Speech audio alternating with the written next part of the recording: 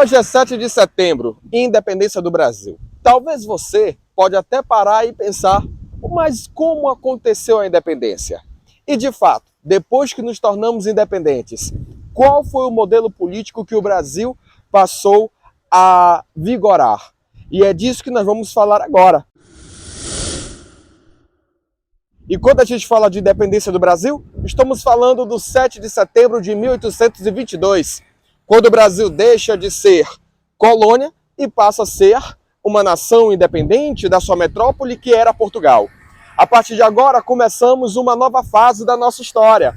Começamos uma fase onde todos os aspectos políticos, legislativos, começarão a vigorar de acordo com a realidade daqui do Brasil. Lembrando que antes tudo vinha com as ordens de Portugal. Agora nós vamos ter o Brasil independente, porém, apesar dessa independência, com características ainda coloniais.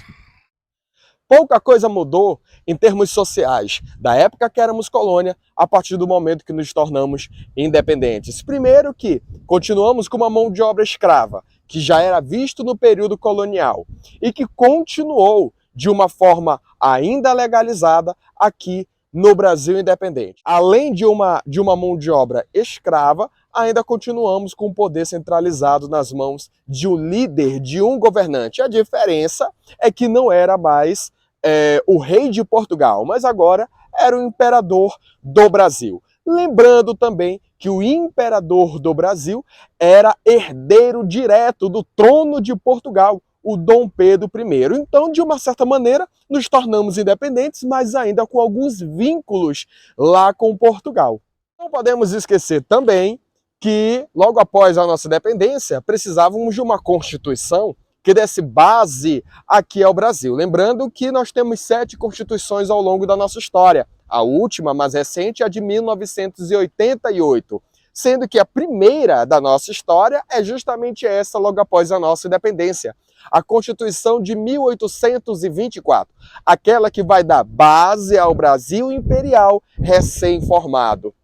Lembrando que essa Constituição criou para o Brasil 4 poderes: poder executivo, o legislativo, judiciário e o poder moderador. O poder moderador é aquele poder exclusivo do imperador que dava total direito de mandar em todas as decisões dos outros 3 poderes, ou seja, é como se fosse um poder que centralizasse as decisões de fato nas mãos do nosso imperador. Que foi justamente a partir daí que nós começamos a discutir a ideia de cidadania aqui no Brasil e que vem sendo construída com o passar do tempo.